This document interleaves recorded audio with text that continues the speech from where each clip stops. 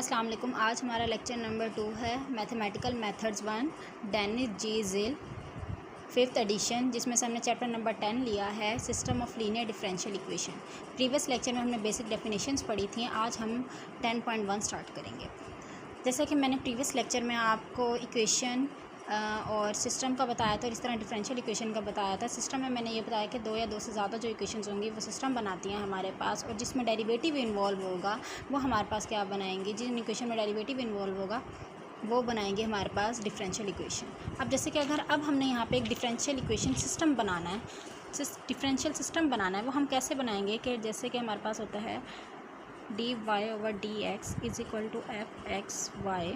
ये आप लोगों ने एक इक्वेशन पढ़ी भी है।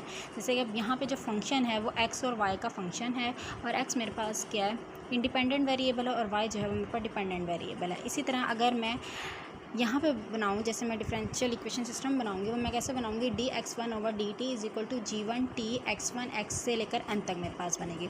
इस तरह x2 से लेकर xn तक बनाऊँगी तो ये मेरे पास सारा का सारा क्या बनेगा, एक सिस्टम बनेगा। ठीक है। अब यहाँ पे देखें कि t मेरे पास क्या है, इंडिपेंडेंट वेरिएबल है, x1 x2 xn यहाँ पे क्या है, डिपेंडेंट वेरिएबल, और g1 g2 क्या है, हमारे पास फंक्शंस हैं। g1 g2 किसके फंक्शंस होंगे, हमारे पास t x1 x2 xn तक के फंक्शंस होंगे। अब इस पूरे सिस्टम को मैं क्या कहूँगी, एक फर्स्ट ऑर्डर सिस्टम कहूँगी। फर्स्ट ऑर्डर मैं क्यों कहूँगी, क्योंकि इसका हाईएस्ट डेरिवेटिव जो है वो फर्स्ट है, तो इसको मैं क्या कहूँगी, एक first order system.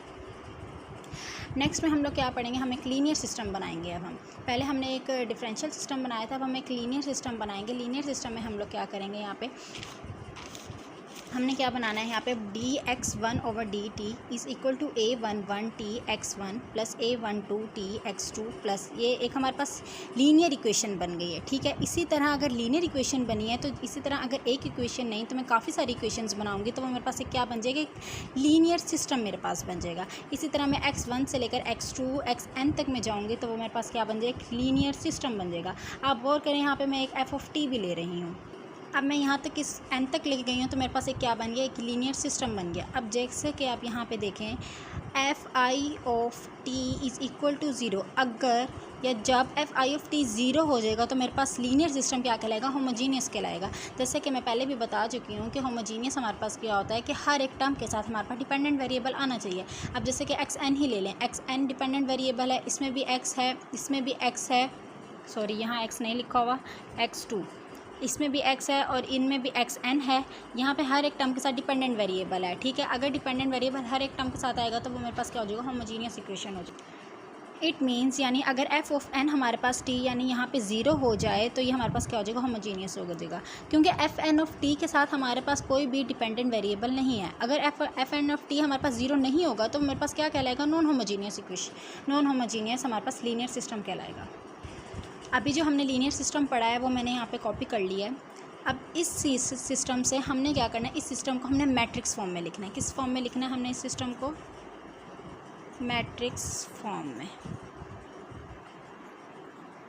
Matrix form में बनाना है। अब इस सिस्टम, लीनियर सिस्टम को हम मैट्रिक्स फॉर्म में कैसे लिखेंगे, इसको मैं ऐसे लिख सकती हूँ, d/dt x1 x2 xn is equal to a11 a12 ये चलता रहेगा, a1n, ये इस तरह भी चलता रहेगा।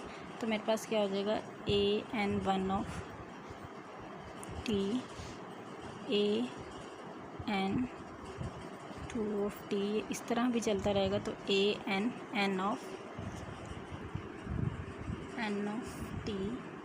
ठीक है, ये मेरे पास चलता है। इसी तरह अब मैं इसके साथ, ठीक है, इसको मैं ऐसे, अब यहाँ पे हमारे पास क्या बचा था, साइड पे मेरे पास क्या था, f वाले भी थे, ये मैं दिखा दूँ, ये देखें f वाले भी थे। तो यहाँ पे मैं क्या लिख, सॉरी इससे पहले मुझे बताना चाहिए था, ये x वाले भी तो थे ना, तो x1 x2 ये xn तक चलेंगे, प्लस था बीच में, ये मेरे पास क्या हो जाएगा, f1 f2 यहाँ तक चलेगा fn तक। ठीक है। ये मैंने इसको एक मैट्रिक्स फॉर्म में लिख दिया है। ठीक है। अब मैं इसको कैसे बनाऊंगी आगे, जैसे कि आपको पता है कोई भी डेरिवेटिव हो dx1/dt उसको मैं x1 डैश लिख सकती हूँ, dx1/dt(x1 डैश मैं लिख सकती हूँ। अगर इसी तरह dx1 इसके साथ भी है, dx2 इसके साथ भी है, dx1 इसके साथ भी है, तो मैं इसको इस तरह इस पूरे को मैं लिख सकती हूँ कि x डैश।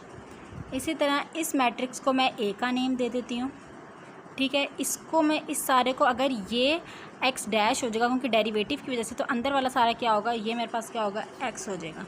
और ये प्लस ये मेरे पास इस सारे को मैं क्या कह देती हूँ, ये मेरे पास क्या है, कैपिटल F(t), ठीक है। ये मेरे पास क्या होगी, ये मेरे पास मैट्रिक्स फॉर्म में मैंने इसको लिख दिया, यानी x dash is equal to ax plus F(t), यानी इस लीनियर सिस्टम को मैट्रिक्स फॉर्म में हम इस तरह लिखेंगे, ठीक है।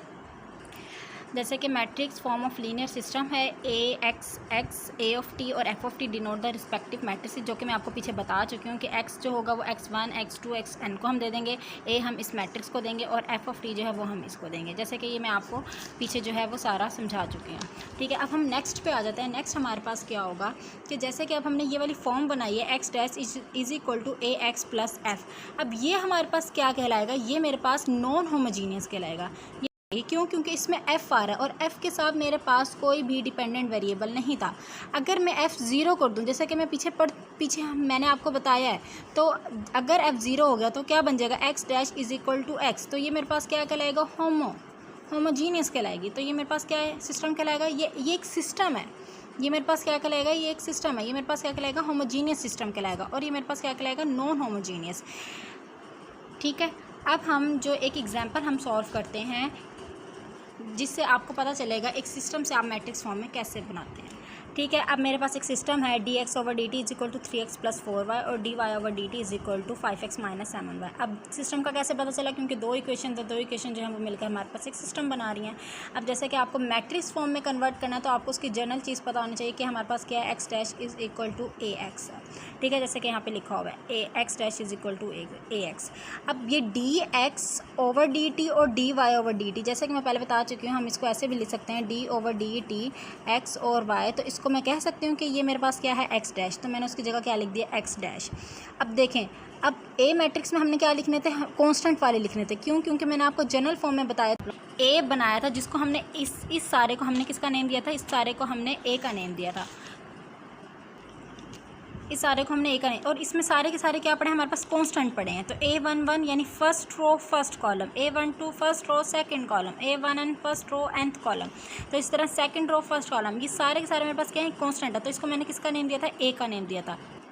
तो इसी वजह से a की जगह हम यहाँ पे क्या लिखेंगे, 3 4 और 5 और -7, और बाकी हमारे पास क्या आ जाएगा, x और y। तो यानी x dash is equal to ax, यानी x डैश आपको पता है ये कैसे बना, a की जगह ये मैट्रिक्स बना और x की जगह x और y आ गया।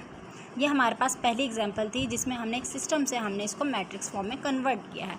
अब इसी तरह अब आप ये वाला सिस्टम देखें, ये हमारे पास 3 इक्वेशंस है, यानी 3 इक्वेशंस मिलकर हमारे पास एक सिस्टम बना रही हैं। अब इसको हम कैसे करेंगे, अब जैसे कि आपको फॉर्म पता है कि x dash is equal to, अच्छा जी, x dash is equal to ax होता है। तो अब dx/dt dy/dt dz/dt, तो इसकी जगह, इस सारे की जगह मैं इसको क्या लिख दूँगी, x डैश।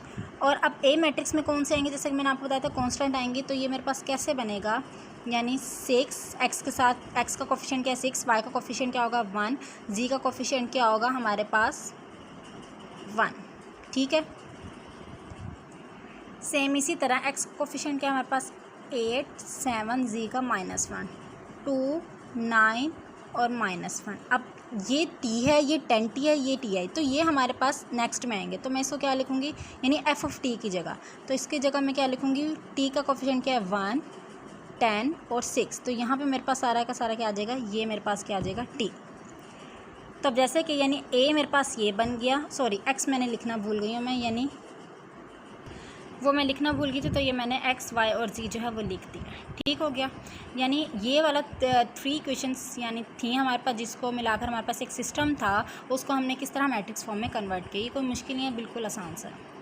इसके कुछ क्वेश्चंस होंगे 10.1 के, मैं आपको शेयर कर दूँगी, और अगर आप लोगों को कोई भी क्वेश्चन हो तो आप कमेंट बॉक्स में मुझसे पूछ सकते हैं। इंशाल्लाह मिलेंगे हम अगले नेक्स्ट लेक्चर में। अल्लाह हाफिज़। स्टूडेंट, जो हम लोगों ने लेक्चर नंबर 2 में चैप्टर नंबर 10 में आप लोगों को पढ़ा रही हूँ, वो चैप्टर नंबर 10 है। ये मैंने आप लोगों के सामने शेयर करी कि हम लोगों ने बुक से भी, मैं आप लोगों को साथ साथ बताती रहूँगी कि हम लोगों ने कहाँ तक पढ़ लिया। ठीक है, तो चैप्टर नंबर 10 के जो लेक्चर नंबर 2 है वो आज हम लोगों ने मैंने आप लोगों को लीनियर सिस्टम पढ़ाया है और ये सारा सिस्टम मैंने आप लोगों को बनाना सिखाया। उसके बाद मैंने आप लोगों को लीनियर सिस्टम पढ़ाया है। उसके बाद मैंने आप लोगों को matrix form of a linear system मैंने ये सारा ये वाली जो X dash is equal to X plus F है ये मैंने आपको बता दिया। ये नॉन होमोजीनियस होती है और ये मेरे पास क्या होगी, ये होमोजीनियस बनेगी। इसी तरह मैंने आप लोगों को एग्जाम्पल नंबर 1 का ए और बी पार्ट भी करवा दिया है। अब इंशाल्लाह हम लोग नेक्स्ट लेक्चर में आगे पढ़ेंगे।